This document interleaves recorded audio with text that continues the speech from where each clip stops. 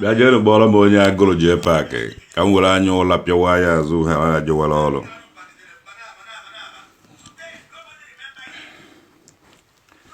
Jere gbọrọ m onye agụ JPAC Igbo sọrọ gụ na-ezuzu.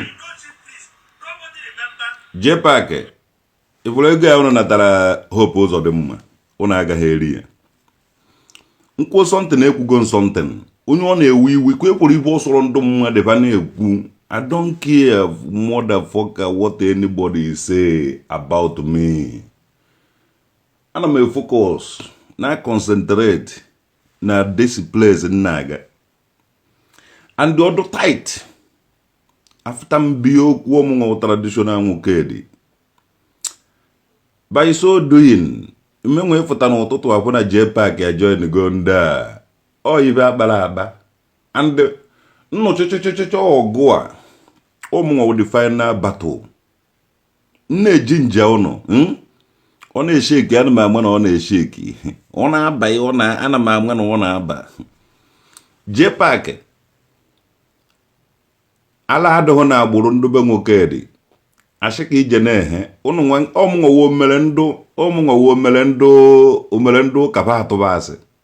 Umere ụnụ a na-ehe asị. Unu je na-ehe asị n'isi m. Na-ekwu ife niile unu na-ekwu n'isi m. Mụnwa traditional nwoke dị. Sọsọ n'ụlọ ka nsi tete kịta ị na-anya efe n'anya ụlọ ka na-eme m. Ndị ana m akwado ije ọnọdụ ọrụ. Sọsọ ya ka m ga-eji na-apịawasị ụnụ azụ. Ebe n'Odinburgh, Germany, and there were more than 70 or 100 Ndi Igbo bi n'Odinburgh. Onye ọwụna bịa testify about the traditional nwoke dị ka m gwọ ego na-agba ose. Une ha ka ọdụ short ka nje gburu okpu igwe m. N'ọkwa n'igwe kenge duga. King of St. Murumba. King of St. Murumba. Na no igwe ga nwo ọsịsọ chere ka m gbuchapụ ekpu okporo ka ọmarịcha. Ọ eze ka ị na-agwa okwu. Eze agwara kwe eze afụrụ ọmụ JPAC ipụrụ ibe ọsọrọ gụ na Ebuka obi na-ezuzu.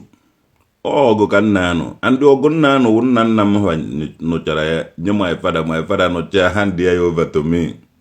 So hafụ ibe asị ka ọ na-ehe ọsọ na o jere chekicha ndị izu ọbasịda nhọbụlara ife awa asị gadụ mee tọrọrọ investigation ụnụ ebighị nna izu ọbịa adụ m 14 years jebe ịgbabọ ya n'aba. So asị ka ha ga na-atụ n'ihe ọnwụ na ha ga na-ekwu asị. Anọ n'Odinburgh, Germany, adreesị m nọ here. Ọ bụrụ na o nwere any of them siri ike or na o nwere anybody kwaba nwere Zion branch or German branch. Ọ bụrụ na o nwere ibe ọwụ na ha ga-eme ha mee ya ha were Facebook gosi ya unu nke ahụ nke ha mere traditional nwoke dị. Mana as long as na onweghị ipepa ga-eme sọsọ ihe ọnụ ka ha ga na-ekwu okwukwu ka ha ga na-ekwu ihe. From the beginning of the time even mere m nji wee pụta n'ụsọbapụ ọgụ na ba na-eme fake things na-atụ sọ nsọ asị. And onye ọwụna na-atụ asị agaghị na-eproduce ogweghị anything good ga-apụta ya n'ahụ. Onye ọwụna ịfụrụ na-atụ asị. Onye alụrụ ana wụ onye alụrụ ana. Onye na-enye nsi wụ onye na-enye nsi. Onye na-eme ife ọjọọ wụ onye na-eme ife ọjọọ.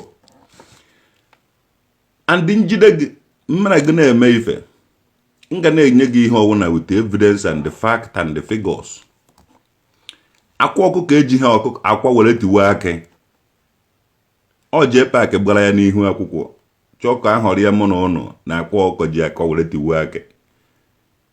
Okenye wo okenye and okenye anaghị anọ n'ụlọ ma ewu amụọ n'ọgbụrụ.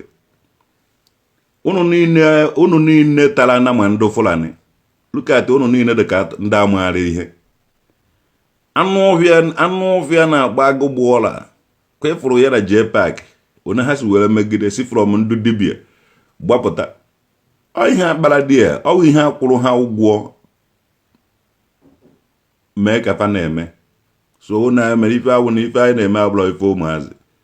Ebuka obi na-eje agada touts and talks na-akwụ ha ụgwọ ka e were na-eme ihe ahụ ọ na-eme. Ebuka obi wa gboro ọ na-agadaga talks and touts akwụcha ha ụgwọ na-eme ihe a na-eme. And ono nọrọ otu a ha asụwala unu mana my own government and my own ihe dolo onwe ya independent and o mehe ni Jupiter ga-agba m mgbe defeat yem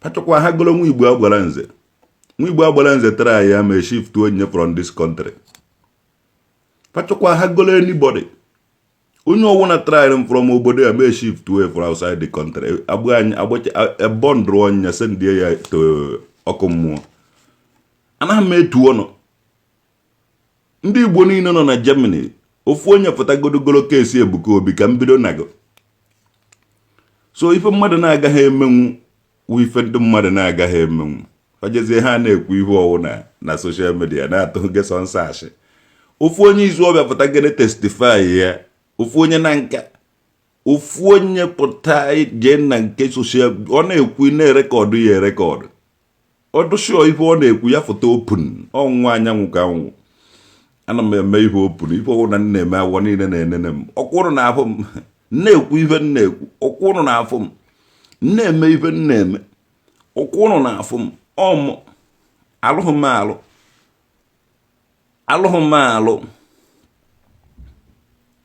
alụ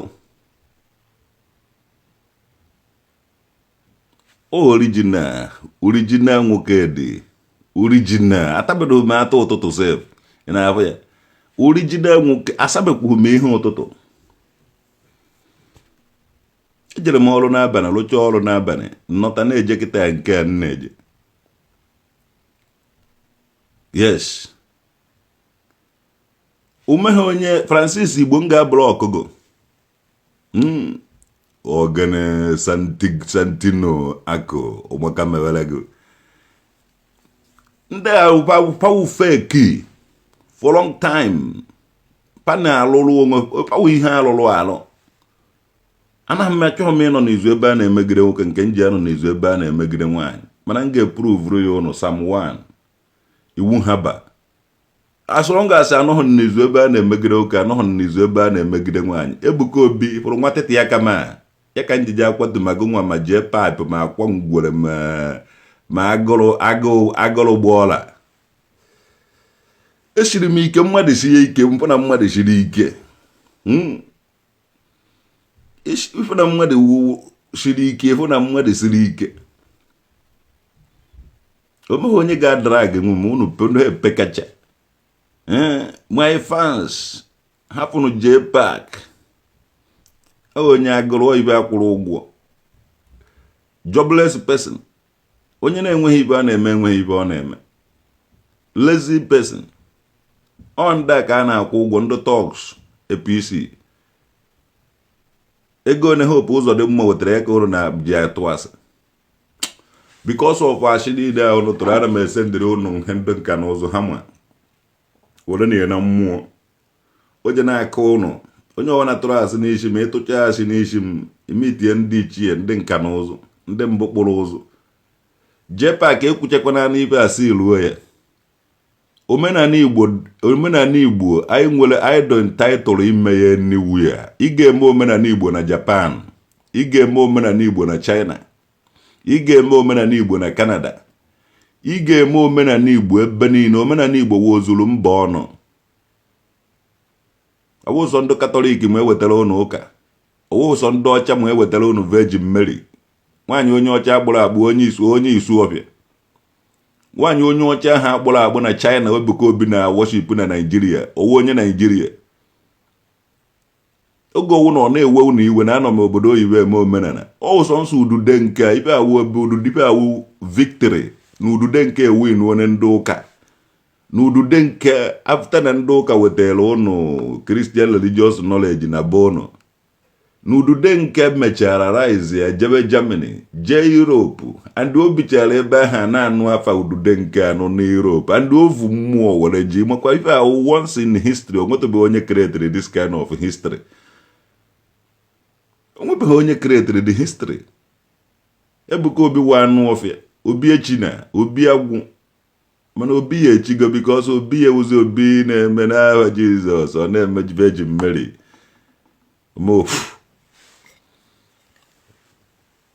ọsọ nsọ omeghe onye ga-ekreti nwu history nkretiri udude nke bịara Germany na-apịawa ndị ọcha azụ na-asụ asụsụ bebe na-ekwudata na ya ọgbagando omerigondo ụka omeriene n'isu ofe omeriene n'igwe omerie n'ebe niile udude na-akwa nka ọlụgo hiri nne apago vuru ivu udude nka kingdom udude nka kingdom udude nka kingdom udude nka kingdom ị-na-achị eze ebe niile udude nka kingdom imerie na n'ụwa imerie n'igwe ị-na-achị eze ebe niile imerie n'ụwa imerie n'igwe ị-na-achị eze ebe niile udude udude udude na-akwa nka udude na-akwa nka udude na-akwa nka udude na-akwa nka udude na-akwa nka udude na-akwa nka ị-na-achị eze ebe niile teren teren teren teren teren teren tin tin tin tin tin tin tin ho teren teren teren teren teren teren teren teren tin tin tin tin tin tin udude na-akwa nka udude na-akwa nka ị-na-akwa nka ebe niile imerie n'ụwa imerie ndụ ụka ị-na-achị eze ebe niile imerie ndụ ụwa imerie ndụ ụka ị-na-achị eze ebe niile anaghị m akpọ iyi mmeri ka m na-emeri ọgụ ka m na-anụ ịnọchiele m ụzọ akụọ ngụ ha ma udude na-akwa nka ịbụ dike n'agha ị-na-achị eze ebe niile imerie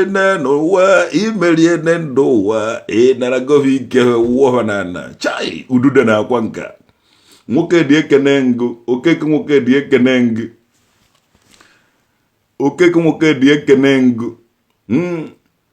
papa m nze eze okori etuo ngava nwaanyị ezuo etuo ngava egbu ọcha etuo ngava mgbe ekebe anyị etuo m n'afa okwu chukwu Chibụzọ Ngozi na Sọnde etuo m n'afa Chineke ebe ọwụ na ụnụ nọ na-enwere m aṅụrị na ọmụnwa traditional nwoke dị anọkwu na Germany na-alụ ife na-alụsi ọrụ ike onye ọwụ na chọrọ nna mmụọ jide na onye ahụ ya ka onugwu na mmụọ na mụnwa traditional nwoke dị nọ n'ụwa a omegha onye na-anọchi nwụrụ m ụzọ fa na-ezo ezo n'okpuru bed were agwa m okwu fa na-ehe asị ka e were wụrụ na akwatunwuru mmara be eji ha akwatunwu m busu na-aga n'ụzọ ụmụ oke na-emere meeting n'ime ọhịa ọmụnwa nwamba na-aga n'ụzọ ụmụ oke na-emere meeting n'ime ọhịa nwamba na-aga n'ụzọ ụmụ oke na-eri na-emere meeting n'akụkụ ọhịa ọchọ agbakpuru n'ime ọnụ eji ewere bel nya busu n'onu o ji awọ na-agafe ka ụmụ oke nọ na busu na-agafe ọwọzinegbanwe ije nya onye ji eje nya busu bel n'onu JPAC ọgụ ji eme ya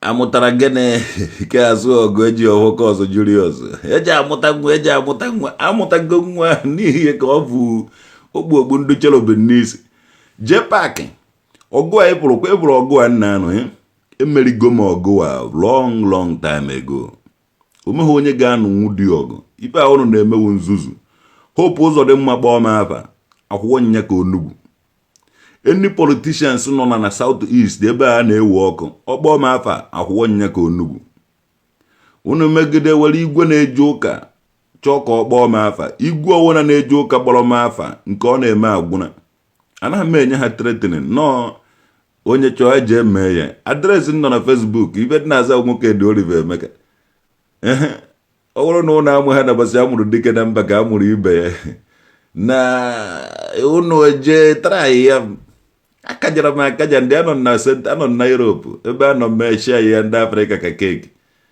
ebe anọ colonize ya ụnọ ebe a ka nọ so ewu ndike na-emere onwe m ibe dịka ọgụ n'ụbọchị ọgụ traditional nwoke dị nwa ndị nka n'ụzọ anaghị m ezuzu abịaghị m I'm not here for politicians I'm not here for ego ndị mmadụ JPAC ọwụhụ ụnụ nwawo ndị izi mere 419 otokoto mere 419 nnu a lot of people mere 419 ha makwa otu ha si wee end so ụzọ dị ife ahụrụ na-ezuzu na-ezuzu ikwu unu na-ezuzu mata ya eze akụ ji apịawa n'azụ. Anyị nwere mpepo n'ana ndụ anyị nwere n'ana ji apịawa n'azụ. We are capable. Ọkụ a unu na-amụ ya unu were ọnụ mụcha iche ya unu ka ọ ga-agba obere oge na unu eme gịnị na unu na-edikiri ya ọgụ wit ndị omenala. Eze Chukwuemeka eri anaghị eje ụka. Many ndị traditional leaders anyị na-look upon ba anaghị eje ụka ndị anyị na ha kwụ chinchem ibe ọsọrọ unu na-eme politik na-eme ihe a okenye wuo okenye. O nwere ọdị okwu Ebuka Obi ji ekwu apaki ya one side. Anyị nwawo ndị Anambra anaghị eme entertain ndị yahoo. Ebuka Obi wu yahoo ka o mere. Okenye mwa ibe. Ndị okenye anyị mwa ibe. So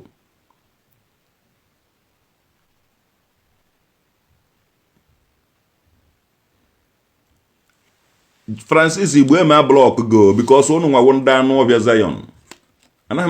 In times of difficulties, in times of ogodo tight, and I'm made any de unu nwa ndị alụrụ. Ibe alụrụ Ebuka Obi lụrụ a lot of fake things there. Maka na ofu onye ka anwụ. Ofu onye one cannot fight a dozen. Mana achọrọ m ebe because ọgụ eji ọfọ ka ndị na-anụ. Achọrọ m defeat unu. Ọkụ unu na-prepare ya akwụkwọ unu ga-eme ihe. Gbaa na akwụkwọ ahụ.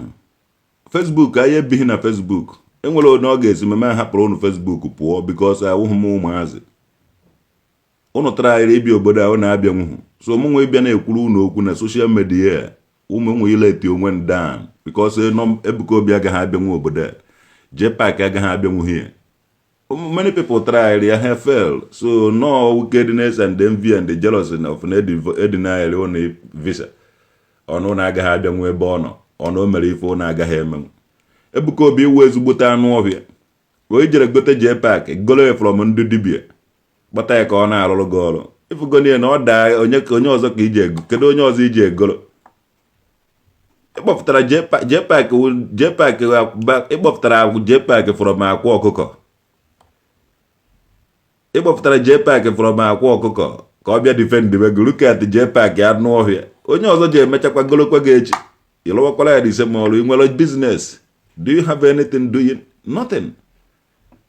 Imana against ụmụ Biafra ka ị na-alụzi na because of hope ụzọ dị mma enye gị na ego and they akwụrụ gị part of the money because ị nwere 259,000 followers.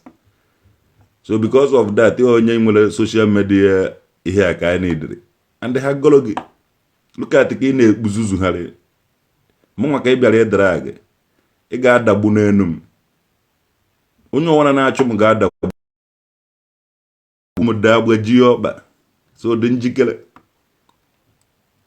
anụ ọhịa ipere m ukwe ndị ụkpọ niile lukata ihe eji nwaba na-ezuzu and omeghị onye ga-agwanye gị okwu because awụrụgo your attitude eji eje gologo nnọọ kwụọ gị ụgwọ ego a natara ndị politicians iwere foto na social media na-ezuzu ka m nweta ụmụ IPOB anybody ga-support gị ka m nweta any of my people ga-support gị akwụọ gị ụgwọ na-eke eji esi na-agbagharị ka mkpụrụ amụ bọsị ya ịnọ na nke akwa na-etiri akwa mkpụrụ ka atị anụ ọbịa nekwe na-achọba onye ala nekwe onye ala hie anụ ọbịa ịbụ ha ọnụ gị na-eri ịma ego na plate nni na-ada ndị achọwa ndị na-ezu na-ewe plate nni na-ada anụ ọbịa na-amaghị ego na one plate nni na-ada look at ikwuoro ndị a onye mere gị anyị na-achọ ka anyị nweta freedom ekwubezie n'ihe ọdaten ụnụ mara maje hie ụnụ amara maje hie n'elu maazị ndị niile ji Nnamdi Kanu eme ọ na-ekwube maka maazị Nnamdi Kanu condemned ife Ebuka Obi na-eme and because of that ndị niile ahụ etiri maazị Nnamdi Kanu gazie support Ebuka Obi nazie deceive people. Ndị 419 wụ ndị 419 ha ma ways of manipulating people. Ebuka Obi enweghị any good things ọ na-eme ndị Igbo offer. Ibe awụ ndị oshi, ibe awụ ndị criminals because ndị Igbo chọrọ ịsanitize ya n'Igbo and a na-sanitize ya n'Igbo a ga-ejiderịrị ndị oshi ahụ ready handed so ndị ochie ha abụgo na ọkụ adịgo over adazie m hide na manipulate ụmụ Biafra. Ebuka Obi nke ga-abịago Togo JPAC anọghị m alone in this struggle. Ị ga-anụsa Biafra child nwa Chineke ọgụ, ị ga-anụsa Metusela nwanne Metusedeki ọgụ, ị ga-adụ njikere ibi mmanwụ Igbo agbara nze, ị ga-anụsapụ ọgụ, ị ga-anụ kwa ịhụrụ ọgụ, ị ga-anụcha ọgụ gbaa ọsọ JPAC. Ịhụrụ peji gị a o pere ezigbote mpe. M ga-achịpụtara gị squad and the squad ahụ ga-adọgụ vam. Ị ga-anụ ọgụ ute IPOB media warriors. Ị ga-anụ jos dị njikere eji atago ka atụ ipele mpe maka ị nechara anya gbaa n'aka m ihugo. Onye owu na-asọpọtụrụ gụ nwa JPAC jere na vidio ka anyị bụrụ ndị na-asị ya ịnwe anwasị ya vidio JPAC ya ị nwere problem. Don't worry. Ka mara mmadụ one shiere ya nọ. Omegha ebe unu na-eme Maazị Nnamdi Kanu si tetekwa ha n'ụlọ ụtụtụ so na ị na-eje na chọọchị Ebuka Obi ọkụ mmụọ ka ị na-eje direct. So ihe Ebuka Obi na-eme o jenata Hope Uzodimma ego. Hope Uzodimma egbuo na lot of Hope Uzodimma egbuo na lot of ụmụ IPOB. Hope Uzodimma emebie na ogbuo na lot of people. Ya ka unu na-elo nwansi. Hope Uzodimma ewepụrụ Emeka ihe dị ọha ti by force ndị Fulani tiri ebe ahụ convert ya na lot of Imolite to ihe a. Achọghị m ikwu okwu dị ya because nke ọwụ na mkwuru ka unu ji ejegwa ndị Fulani ndị ọga ụnụ. Mana anụ ọgụ a careful because ọsọ m nwa wụ the man ga-defeat ụnụ and m ga-adụ careful na ọdị ọgụ excellencies. Ka mpụ ma ụmụ anụ ọbịa share ya videos. Ka ị na-eme content creator. Ịkpọ ha na m aba nke ọwụ na ịkpọrọ m afọ ịtọka ị ga-afụ otu ị ga-afụ ihe ga-emegide ya. Ọ na-eme JPAC. All your followers niile ị ga-agba ọsọ na ka ọsọ ibe mma ọdọ ọmụnwa m ga-etotoro ibe ke your followers. Mmadụ one share video gị 86 ọpọn na ndị Zion buru ibu just ịnakwa ada ndị Zion buru ibu sọsọ mmadụ 86 nkịtị share ihe ma gị and your fake names. Ga check ya ife niile share ya page fake names o meghe onye ji ezigbo afa ya ka ị na-epromote anụ ọhịa Ebuka Obi. Anụ n'ebe na ndụ ọ bụrụ na ime Ebuka Obi ndozi mara na ị na-esu ndị omenala ime na iwu ha onye omenala. Ọ bụrụ na ime Ebuka Obi ndozi anụ n'ebe na ndụ ị mara na iwe disappointed na iwu Yoruba ị naghị ekwu ofu ọnụ. Olugo mgbe eji ama ndị ọbara Yoruba ndị Yoruba mụtara anyị na ndị ọwụna mụtara anyị. JPAC n'ihi ya ị na-epromote n'anụ ọhịa ego ọwụ na-evetara social media na-akọ nonsense. Ị na-eme JPAC jee anụ ọhịa eme maka ya tagara gị iji akwatu nwanne onwe ha eji akwatu nwume onye aka nna ada ume German left away ga ịnọchi m ụzọ etinye ngị ife ka ụmụazị na onwere onye amaghị onye ka ya na ndị wa nọ na Germany aba amaghị ndị kabana. Achara eji m ụnụ niile na-akpọ ogwe ụnụ ndị Chayon German branch ụnụ amaghị ndị karịrị ụnụ. Ụnụ chọrọ ka ntifụtara ụnụ mgbe dịka Beluwis. Ụnụ amaghị onye wụ oti mgbodomgbo ya anyị ga na mme ya ọmụnwa traditional nwoke dị mmọnwụ ife mmere wụ ka azụ Jeff Kalusu gwere nwanne za ezigbo afa gị ayo Germany o Germany eyu ife anụ ọhịa JPAC kwuru ka ị na-ekwu hazi ọmụnwa traditional nwoke dị na-eme na anọ m hie no anụ nwe mpi atụrụ anaghị efu mpi. Atụrụ anaghị efu mpi ebuni satara mpi asata site n'afọ nne ya. JPAC ọ na-awụ ndị nna nna anyị mewe ife mechaa ife ọ na-aga kpechafu afa ha tinye afa Jizọs. Nna nna anyị mewe ife mechaa ife unu rijuo afọ do satisfy unu azụ Jizọs thank you Jesus. Because of that ka nji wekọrọ kwuo every down thing tiye tụkwasị aba m n'enu ya ọ na-aga. Ị mara onye mere ibe ike na-eye maka ikene onye gwụrụ akịrị ọfụ ewu ogbuo. So ndị nna nna anyị sịra ngwa ụnụ akpọ onye afa chi ya nara onye mere gị ibe ike ne ya, ọwụ na Jizọs mere ha ibe ike ne Jizọs, ọwụ na nna nna anyị mere ha ibe ike n'ebe omeghị onye ibe ọma sọrọ nsọ. So m ga-ahụ ụnụ niile ka onugwu Ebuka Obi ịwa anụ ọhịa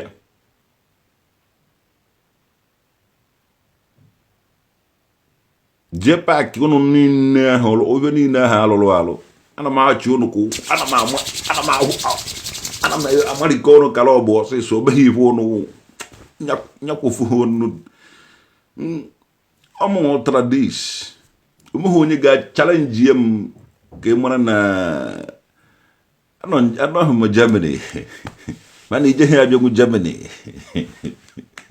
Chineke Magadua kedu obodo ọzọ ma ji emere gị gaghị mgbe ahụ ị nọ n'ụlọ ka ije obodo ahụ ọsọgodo a na-ga gị na-eri di ya ka azụ ọgado give away na anaghị m eme yahoo yahoo anaghị m eme yahoo yahoo. Nwaanyị ọcha na eze nwa nwekwara ego mana ị nweghị ike ịbụka nwaanyị ọcha na-eme give away ya na eze nwa. So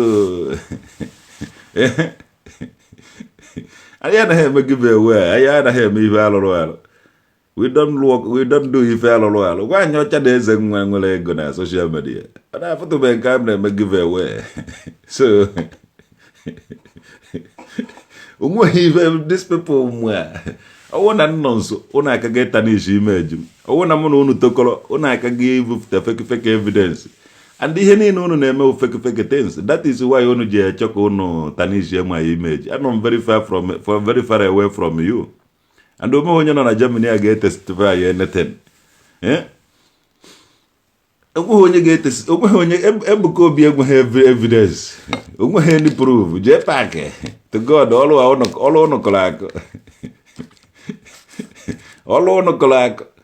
Enjoy go Ebuka Obi mebere 419 onye Anambra for that matter ejiri nguzu nwa ndị Anambra na-etiri Ebuka Obi mkpu chai na-ego Hope Uzodimgba na-ego anatara Hope Uzodimgba 14.9 million naira adọka JPAC 9 million ya na agụ bọọla jee nkebe na anọ ashaicha dị ego n'okpuru bedi pụta na ndị amaghị ibe ọkwụ na nwanne iri ha bara ebe bido ọrụ gị immediately egoro JPAC peji nke ọzọ dị 155,000 followers, nke ọzọ 258,000 followers.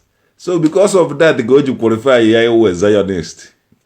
At least agụgbọọla kemgbe esi Arab Emirates deport agụgbọọla ife na-eshiri ya ike onweghị onye like the man. So ọpọn na ọ na-eme awụ social manager Ebuka Obi, social media manager Ebuka Obi, mana still ọ naghị emebe ọfụma dị ya.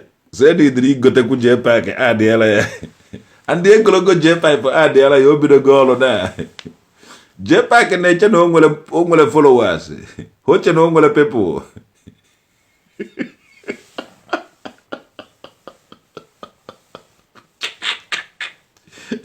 JPAC che na o nwere people and ego na ewute ịkpakara dị gwom ibe ahụ ọ na-ebugharị na Facebook ndị ọrụ ya ka o bidogo ọrụ ya.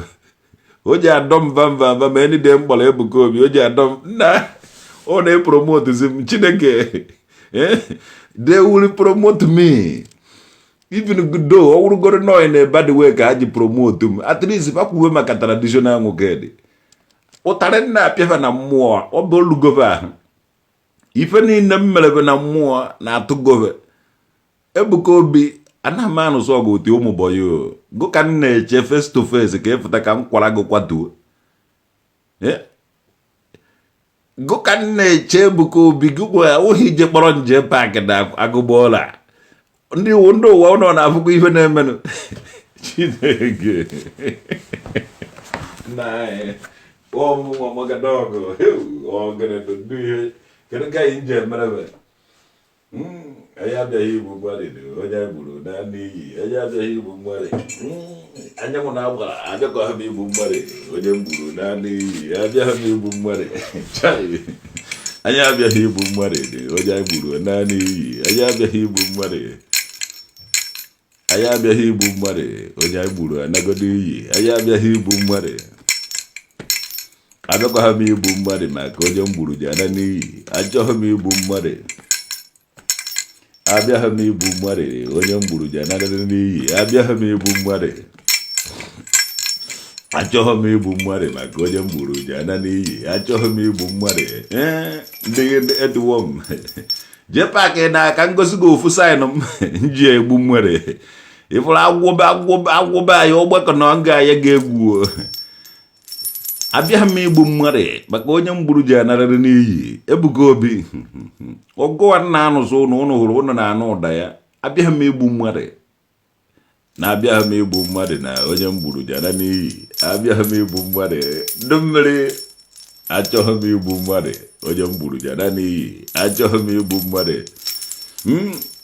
abịaghị m igbu mmadụ onye mgburu ji ana n'iyi abịaghị m igbu mmadụ anyanwụ na-agbala chai ọgịrịdị na-anyanwụ na-agbala na-anyanwụ na-agbala nkụọ ya n'olie na-ahụ na nkwọ na-eke achara na-agbala JPAC achọghị m ime gị ibe na ipere mpe eji m ibe m nka na ụzụ were jee obodo oyibo were na manufacture ibe niile nna ya use bụrụ anyanwụ na-agbara m chọọ ya n'orie chọọ ya na ahụọ chọọ ya na nkwọ chọọ ya na eke ịfụrụ ibe anọghị ya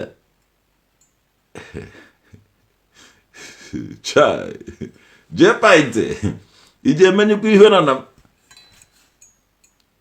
ịtara akwụkwọ n'eze hedo Ebuka Obi onye ha na ọga ka iche na onye ọwụ na-eburu ka ije aya ije eje gokọba ndị mmadụ ka anụba ọgụ igotegodo 200 million population of Nigeria zazụba n'Ozamọgụ to God atọnụ ma agụ baba sọsọ ibe nje eme wee tọnụ anyanwụ na agbara m sayịdị ya oche ihe sayịdị ọkwa inweta euro na naira eji asụ gị 1 euro 1,500 naira ọ ya nwe wụsọ nsọ ebe nje edobe ụnụ m ga-afịa ụnụ ndị ọsụfịa ya ụnụ nwe obere one ọ bụghị onye ọbụla ka iji anọchiri ụzọ awụmọga German gọọmenti nwere awụmọga European Union gọọmenti nwere awụmọga ụwa niile a ụnụ na-akpọrọ isi n'ala na-efe Virgin Mary ka a were mara na ụnụ ụmụ Chineke ha nwere awụmọga ekwensu nwere awụmọga even Chineke makwu na oke kwuru mosu na nje awụ ọga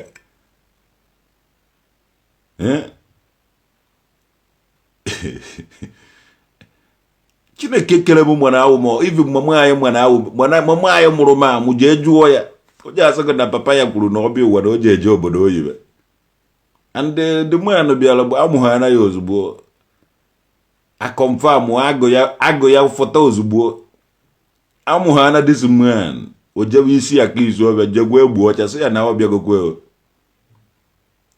ga jụọ ese amụrụ the man amụrụ jebe isi akụ jegwa nwanne Okeke nwoke dị nwanne my grandfather nke nọ ndụ olu ha na gwa ya sị ya na ọbịago na-ejebe na ọbịago the woman gbedata sịba kedu ebe wa papa kedu ebe ọwụ ụmụ emenọ kedu ebe mmadụ emenọ na mmadụ emebiara ba agwa ya sị ya na ọbịago asị ya na amụrụ nwa na nwa amụrụ ebe ruo di ya agụ ya kwụ ọtọ agụ dị man kwụ ọtọ na agụ ahụ na-ehi the man kwuru na ọbịa ụwa na o ji eje obodo oyibo so at the end of 14 traditional nwoke dị ahafụgo isi ọbịa fụọ unique nwa amụma evuru amụma na ọbịa na o ji eje obodo oyibo ndị obodo oyibo ahụ ka ọ nọ so Chineke Chukwu okike abịa ma ndị enigwe ma na this man ga-ebi n'obodo oyibo and ibe ahụ o jikwu na o ji ebi n'obodo oyibo ka ụnụ na ba akparị ya ọchị ime omenala ọnọta n'ụlọ ọchị ime omenala ọnọta n'ụlọ ịma ha na mgbe ekele nwa n'enigwe na ekwensu kekwara ndị otu ya chefụtaghị ya mana ebe ọ na ụmụ Chineke na-agbakọ ụmụ ekwensu na-agbakọkwa ebe ahụ anyị nwewo the children of the Old Testament the covenant children ọgbụgba ndụ Chukwu na ihe ma ewere kwupụ okwu aha onye aka o si were mme egbu ọcha were si isi akụ isu ọbịa were bịa akọrọ So now the man abịago ka ye where is him asụ ya nekwa ebe a mụrụ ya na uno ị mara ọ na-esi amụ nwa na village na amụ ha iri uno ọgwụ asụ na Jizọs amụrụ ya n'uno anụmanụ na Bethlehem bebe so amaghị m na ọnụ uno mgbe ọkọ na kọrọ be anyị ka a mụrụ mana ọ na-ahụ kwa esi mụ nwa ka esi mụ nwa and this is prophecy fulfilled the man n'obodo oyibo eme omenala onye na-ewe unu iwe JPAC ipele mpe ịtara ya ma gbe ihe nga egwu ọkwa m na ibe awa anyanwụ na agbara ma ndị ovu orie na agwa na nkwọ na-eke and ibe a na-enye ewu ọkụkọ anaghị enye ya nri ibe ọ na-eriwe ọkụkọ ibụrụ ya ọkụkọ anyanwụ na anyanwụ kokoro nko ọkụkọ ibe ọkụkọ na-agụ time ibe ọkụkọ ji ala ha ụla time ọkụkọ ụdị angel of anyanwụ ibe anyanwụ na-agụ time minute and the seconds and the hour at the same time ka ọkụkọ na-agụ ibụrụ mgbe ahụ anyanwụ ji adala ọkụkọ anakpuo onweghị ibe ịma n'elu ụwa Ebuka Obi ipele mpe ewu ife alụrụ alụ ma ndị every motherfucking fake is you ịtara ya ma meminango gbanụ m akwụkwọ na court nọ ife edere ede ka eji achị ụwa ọwụ ife kwuru n'ọnụ ka eji achị ụwa nọ ife edere ede Ebuka Obi dee ni motherfucking thing gbaa m akwụkwọ ka m kwụọ gị ka onugwu maka mere na anyanwụ na-agbara ndị enu anọkwa nya ọ igwe onye na-eke na-ekwuru ọbịa zuzu ezu etie nye ife ọ sị nna ya vutere ụka na nna ya vutere udo so o jeghị respect ya igwe onye na-eke izuzu ezu akwụkwọ ngụ ka onugwu ọ bịara be onye abịa okwere ka o ji awụ naba mgbugbu a hapụ ịkwa ya n'azụ tụkwara aka igbe tụkwasị gị anyanwụ na agbara ma aga ịkpọnwụ n'ọhịa chenọgụ iche na ya iji anọba ya nọpịara gị mkpụrụ amụ ọ dịsị ụmụ anụ ọhịa igwe na-eje ụka emewo na-aba ụnọ na-aza traditional leader na-eje ụka ụnọ wee traditional man jenu gba akwụkwọ na court ka ncheji position so na ọ na-amaghị ibe unu ji edukọ ndị mmadụ na-akwụ ndị pastors ụgwọ na-akwụ ndị nshi na-aja ụgwọ my great grandfather nwere respect at the honor and unu respect ihe onwedịghị respect unu nwere unu tara ya ma ọsọ gorogo igwe na-eje ụka akwụkwọ ngị ibe ka ụmụazị anụ ọhịa sọsọ respect ka unu ga-enye traditional nwoke dị ugwu na-adịrị ya na ọgwụkwa na ọnụ n'ụwa ọgụ ma igwe na-eje ụka ma fake pastor ma ụnụ niile na-eme politiki na-etere ya ma akwụkwọ ngụ ka onugwu guys, when you come back to Nigeria we are going to sue you to court. O jeghị esu m to court ijeghị esu m to court why I am international nkote okwu international get rate we local why ọ bụrụ na iwe man follow the case international inweghị ngwa ọgụ eji anụ ọgụ international na-eche m mgbe nji nọta na Nigeria ịma na ọnụ chebe m mgbe nji eji nọta Nigeria ọ ka mma na mgbuwere ụnụ mgbuchicha ụnụ kwọchicha ụnụ ka onugwu mmebe ụnụ ebiko ọsọ na Nigeria ka ike ụnụ eme m ụnụ ọtụtụ ibe eche na ike ụnụ dị international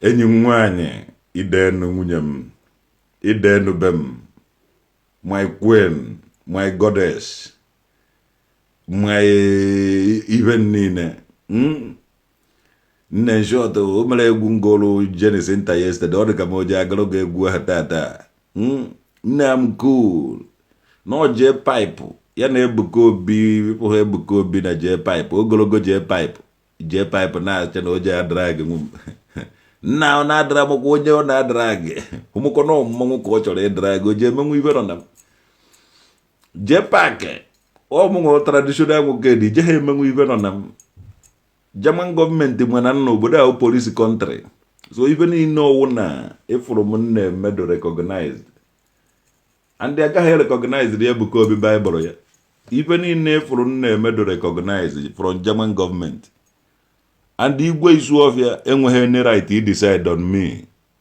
ebiwego m ndụ before echie ya igwe and ama m history before wụrụ igwe so ọ gaghị echeji anything without m nwa edo ihe and ozuzu any day ọ ga-ezuzu echejiele nye history One ka ọdụ igwe onye na-eke, one ka ọdụ ndị igwe na-eje ụka. Anaghị m eje ụka. And eso m from ọkpụtọrọgbụ enwere m ibe. So onye you respect each other. Nwanne foto open n'ọgụ ka mmeri ego open. Amụnwa traditional nwoke dị. Before una na-eme ibe. Ndị niile kapado na Ebuka Obi and the JPAC. Ndị niile ga sponsor ya. Dekwa na njikere ibe unu na-eme ọkwa ha oshibi ka unu agbọfụ. Unu ezobekwa. Dekwa na njikere dunu njikere because m ga-afụ unu ka onugbu. Anakwa ha maachị okwu maka ana m anọrọ onwe m ga-anọ always in defensive side na-edefend ihe niile unu na-eme. Mana ọ dị too much mgbe unu agaghị emenwuzi unu gbawa ọsọ. Agwa m unu da onwe ha ebe unu na-agba ọsọ. It's one way trafficator. It's one way ticket. So ibido ha na ebido ya. Adị nweta chance igbu mgbukwe m. Mana ọwụ na imegide ya omebe eche egbu ọsọ. Ga-agba ka m ga-agwa gị na I don't start my things and leave it and run away. Ibido my things mechakwa ya. My queen goddess. Nne na-enjere na-enwe aṅụrị na oge eluwego. Ife niile delede, ife niile evuru na mma na-abịa na mmezu. Eje m ga-akwatu ofe n'orie, kwatu ofe na agwụ, kwatu ofe na nkwụ, kwatu ofe na eke. My kingdom must come. Ebuka Obi have achieved a lot than you. One and also nisokwu na people will achieve na kwalibe na za official film. Official film. Ihu na wumade. Ọ from ndị dị ka unu na-amaghị ibe. Ịbụla aba nna aza wa aba nwoke dị. Wele nwoke dị ahụ na-eme ile. Ana m aza Ebuka Obi ka ma ọ na-aza afọ onye ọzọ. Afa nna m na nna m ka nna aza. Wele ekwuru n'ọkụ. Ana m aza ụmụ ụwọtọ wonem. Ana m aza feginem. Onye mwa na ogo nwa na-aza feginem na Ishi adịghị go mma. Ịbụla onye na-edefend ife ya. Eje m anụsọ Ebuka Obi ọgụ. Because omeghe ndị ọcha. Onweghị missionaries na-anụsa m ọgụ. Unu afụgo na ndị akwụrụ ụgwọ ndị egobiri egobi na-anụsa m ọgụ. Ị na-afụgo ndị egobiri egobi. JPAC onye ụkpọ na-edefend Ebuka Obi. Ọ maghị ibe ndị ụkpọ amachasịghị ibe ike. Ọ baghị uru na ụkpọ. And ọ bụrụ na ọnụ na-ekwuru ndị ụkpọ ka ọnwụ ma ọ mara na ọ maghị ibe na. Because all ya ka British na-ejara. So amaka m ibe ọzọ bụrụ onye iberibe na Nnewi. Ụkpọ nọkwa na Nnewi yo. So ibe chọpụtara kịta awụdate na ndị iberibe. Ndị ha wụ ndị iberibe. I defend. Ben na-eme abụrụ ife ụmụazị. Ebuka Obi iti na m da. Hope ụzọ dị mma. O hope ụzọ dị mgbe. Nna iti na m da. Ha were kene inference gụgbu ama akwụkwọ hope ụzọ dị mma. Ka m gwapa ka m bido ntie gị ihe ka ụmụazị. Ha were kene inference hope ụzọ dị mma challenge emume traditional nwoke dị. Ka m tie hope ahụ ibe ka ụmụazị. Ọ na-amaghị na ana m egbu n'ụlọ. Ọ ya kede. Ndị enyi nwaanyị. Ụmụ ọmarịcha ụmụazị azevu adaba na ahụrị. Nne sọsọ ibe ajere enye unu wee ego. Eshikweghị ike. Ọkwa m nwa ike. Ana m egbu n'ikwe ma hope ụzọ dị mma. Ọ chọọ ya gba ma akwụkwọ na kọtụ. Ya gwa ndị Europe. Fa deport wom.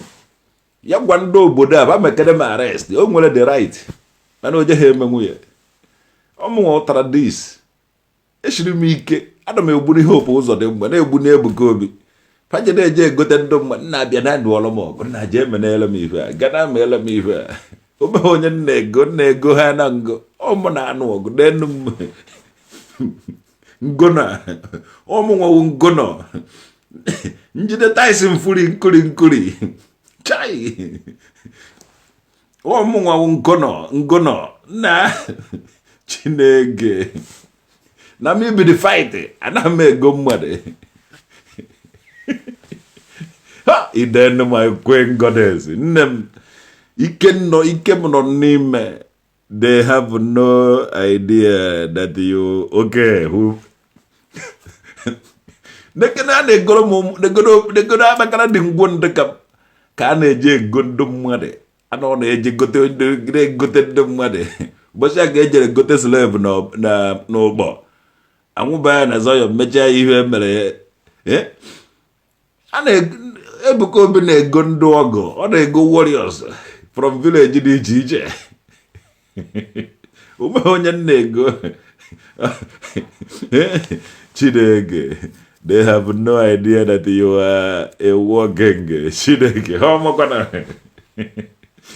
even igwe onye na-eke na igwe by self a lot of igwe ma igwe na nka people na-ebere m another meeting because a jere di ya kwechiri n'oche na-awụghị oche ha and each time m na-ekwu okwu oche ha na-eshi eke so dete mmakatafa jijijijiji evuru onye na-eke na-ekwuru ọbịa vuju ụlọ ọgwụ na America ọnata n'ụlọ ọgwụ ọnata from America ọ naghị ala hazi ụlọ ọsị na udo ohuru eke ka eji ebufu ka obere lahụbakwa ụlọ igwe onye na-eke amagharịrị na-anụcha ya ọgụ niile anyị na-anụ na ọ na-erugu n'ahụ bọsị ọwụ na unu ji ebufu udo ohuru eke ahụ ka iji ama na nga akụgụ duka ị na-aza traditional leaders eji ụka foto open dị na-azụ ọ na-ewughe traditional leader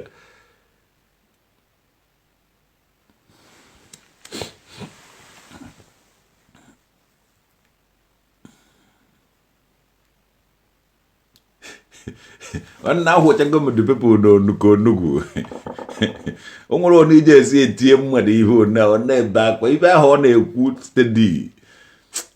na-ekwu steady ọzọ nsọ ebe a ka ike edo mana omenwu dete m edide nọtara Nigeria when are you coming to Nigeria edide nọtara Nigeria when are you coming to Nigeria na akụwago m ndị ọkpụrụ ọgbụ anya akụwago m ọkpụrụ ọgbụ anya so onwezi ibe ọzọ ma ji eme eji egote akpachaka nsị egbewu jee pantị ka ọ nụ samọgụ odumeje mere ya ogolo ada udude nke ọnọdụ ugo ka ọ nụọrọ ya ọgụ mana etitokọrọ m odumeje titokọcha odo ha eje je nwụrụ ada na nke ọnọdụ ugo m mee ya ọwụrụ eze nwaanyị ka ọsọ eje m eti nwanne m nwaanyị ihe mana ọ na-eme because I would go nnọcha ọgụ mbịa kpọrọ nya seze ugo ike okwu ngwa jee dọrọ ya ihe ọ dọtuoro ya ihe ọ nwanne m nwaanyị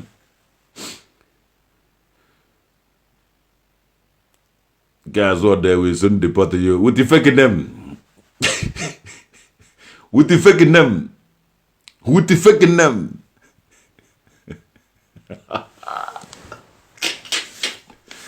mmadụ ji fe the original name ya nọrọ here go nwere fake name na ahụ ya you know what ha eme exist ịgba Vietnam imere mgberi Senchao ndo Senchao ịgba Vietnam wa Senchao ndị imere mgberi ife Ebuka Obi ndị ọnụ nwa na-elele Ebuka Obi ọgana ndị mmadụ na Vietnam. Don't go to Nigeria. I will meet you at Germany from Canada, okay? No dode. Oh, Canada. Even Jabialam, Kemujabialam. Chineke. How did you get the German visa? Na you are who? The thing of Tawago. How did I get the German visa? No do den ka beche bele. Wele mbona jebe ebe ezigbo are no. Nru ebe ezigbo are no wefuta akwa ọkụkọ. Pịawa ya ebe ahụ ezigbo are no. Nke asekọrọ. Rebala n'ime sekọrọ ahụ. Soba were mkpọrọ na gbacha nye menu. Agbakwa ha na mkpọrọ na ahụ nweta onwe na Germany. Chai. Agụji weekend mba senchao ọgbaka mele gị. Ana m akọrọ onye Zion odensi bịa Germany. Ejere n'udu denka. Eji menyere m akwafọ. Ofukewu nke nkụwara n'ezi na-anọ. Ofukewu nke nwere nke o mere nke mma wara n'akụkụ ụzọ nwa ọkụkọ si n'ime ya gbafụta. nwa ọkụkọ si n'ime gbapụta nchụ nwa ọkụkọ ahụ na-agba ibuletiri njere ka ndaivu nwa ọkụkọ ahụ to God ore daivu ha na m nwa ọkụkọ ahụ nweta onwe na Germany eziokwu mana achọrọ m nwa ọkụkọ ahụ ọsọ ka ị ga-esi mmanwa akwa nwa ọkụkọ esi n'ime akwa ahụ gbapụta na-agba ọsọ ga-echọba ya so ibe a wee ejere m n'urude nke mechaa ihe nweta onwe na Germany and ever since then akwa ọkụkọ na JPAC emenwuhu nke m alụghị ọrụ mana nke m nwa lụrụ ọrụ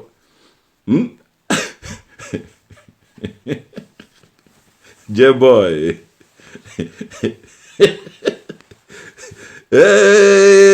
Rose na Mary Ology ibe mere nye even aka na-emekwe aka na-eme ibe niile anyị jiri were je n'udude nka ma ego ayọrọ ejicha mva ncha niile were bịazi obodo a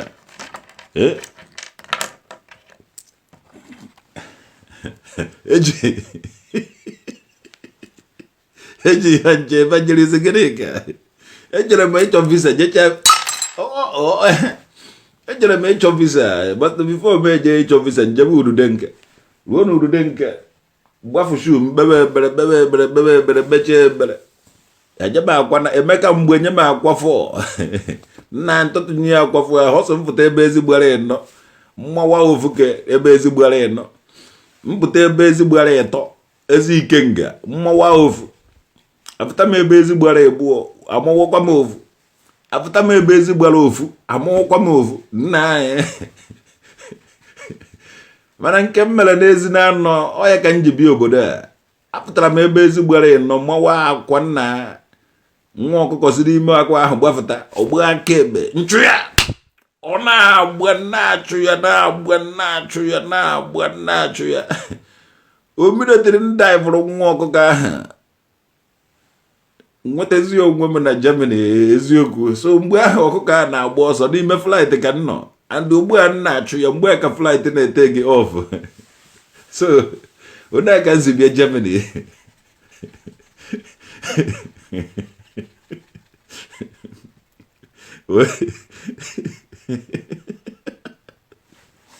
na hapụrụ nka nje ọrụ ịma na Ebuka Obi kwụrụ ndị a ụgwọ so these people enweghị ife ha na-alụ awụ na nsoro ha gbasaga onye aji agbasaga agwere ike win m mana I will do it my own way mọmị m idenu ka nje ọrụ ịnụ ka nje lụọ ọrụ if not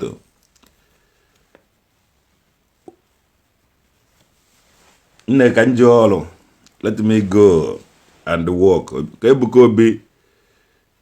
Obi kwụrụ ndị a nnukwute ụgwọ so ịma na m enweghị ọdị ego ahụ ọ ya ka o ji adụ ha ka ha weta ego too much kwụọ ndị mmadụ ha ọ ga-emeri m mana every damn thing ha mere ha mechaa na ha edete na ha afụ na ha ewin nwuhu m ọ ya na-ewe ha iwe kedu ka agụ gbọọla JPAC esi egoro m ndị nwere media a na-atụkwuachi n'enu ya ka e were mara na eji blackmail m kwatuo m mana ha agaghị emenwu ya jebo ya ọhụ nwaanyị mụrụ m ifo na nwa a na ide enu a ifo na mụ na ya yiri ifo na Chineke na-ekecha mmadụ kefụta spe ya dowe ya di ya ịmaha na enwere m nwa na anụnụ Ebuka Obi na-eje kpụọ nke ya akpụọ n'efe mụnwa akpụghị nke m akpụ nke m nọ live most of things unu je na-eche na ọ nọ very far with unu nwa ọ nọghị far ọ nọ nso hie wee sụba na enwere m enyi nwaanyị na mmiri ọ na enwere m nwunye mmiri ma ọwụ ihe a ọ nọghị na mmiri ọ nọ mụ na ya nọ ebe a so ibe m na-eme awụghị ibe ụmụazị and